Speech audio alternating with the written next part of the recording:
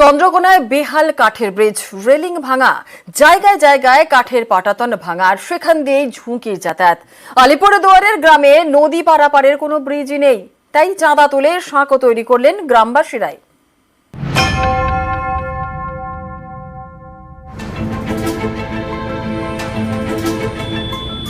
পশ্চিম মেদিনীপুরের চন্দ্রকোনা ২ নম্বর ব্লক পাশ দিয়ে বয়ে গিয়েছে শিলাবতী নদী। অন্য পারে চন্দ্রকোনা ১ নম্বর ব্লক। কদমতলা ঘাট এলাকায় দুপাড়ের বাসিন্দাদের নদী পারাপারের বড় ভরসা এই কাঠের ব্রিজ, সেটাই এখন বেহাল।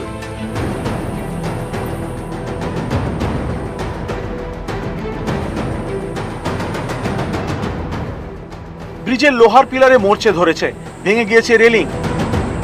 ব্রিজের কাঠের পাটাতন জায়গায় জায়গায় সরে গিয়েছে, তৈরি হয়েছে ফাঁদ। তাই ব্রিজ পারাপার করতে হয় ঝুঁকি নিয়ে। শিলাবতী নদী এখন খটখটে, তাই অনেকেই নদীর বুকে হেঁটে অথবা বাইকে পারাপার করছেন। কিন্তু প্রতি বছর বর্ষায় শিলাবতী নদীতে জল বাড়ে, বৃষ্টি হলেই জল বাড়বে, তখন কি হবে চিন্তায় দুপাড়ের বাসিন্দারা। বৃষ্টি হয়ে যাবে তখন এটার উপর চাপ পড়বে, ওখানটা কাদা হয়ে যায়। কাদার পরে এখান থেকে কে উল্টে পড়ে যাচ্ছে, কে যাচ্ছে, কি বলবো আর কি, মোটরসাইকেল পড়ে যাচ্ছে, সাইকেলে পড়ে যাচ্ছে, নিচে পড়ে যাচ্ছে। যে জল থাকলে আস্তে আস্তে যেমন পারাপার হচ্ছে, যেমন আমরা যেমন মানে ভয় ভয় করে কাটছে, ভয় ভয় করেই কাটবে। ওই ব্রিজ অনেকটাই বড় ব্রিজ। এখন আমরা শুনেছি ওই ব্রিজটার অবস্থা খুব একটা ভালো নেই। আমি ভিডিওর সাথে বা সাথে আলোচনা করে কিছু ওতে কাজ করতে হবে এটা ভাবছি।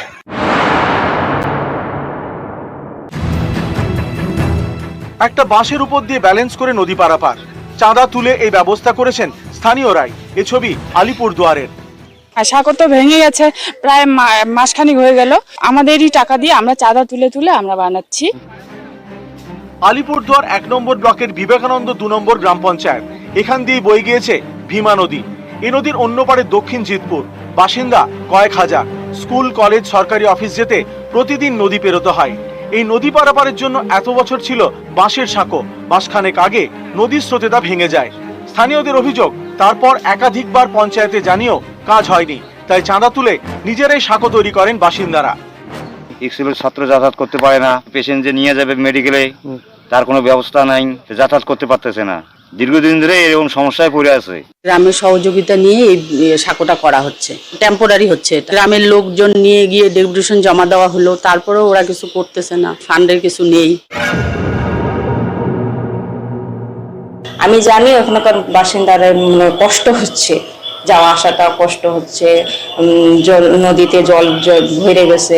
এটা নিয়ে আমার কাছে আসছিল অভিযোগ নিয়ে, অ্যাপ্লিকেশনটা দিয়ে গেছে। আমি চেষ্টা করব ফান্ডে টাকা আসলে আমি এটা ঠিক করব। পশ্চিম মেদিনীপুর থেকে সুকান্ত চক্রবর্তী এবং আলিপুরদুয়ার থেকে রাজকুমার কর্মকার, নিউজ 18 বাংলা।